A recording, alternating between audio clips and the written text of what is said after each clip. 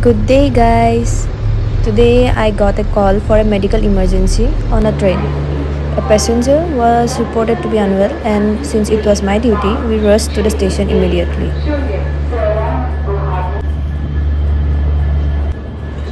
Honestly, it was a beautiful Sunday morning, and I had planned to sleep a little longer, but duty called at 7 a.m. We hurried to the station, but unfortunately, by the time we reached, the patient had already deboarded.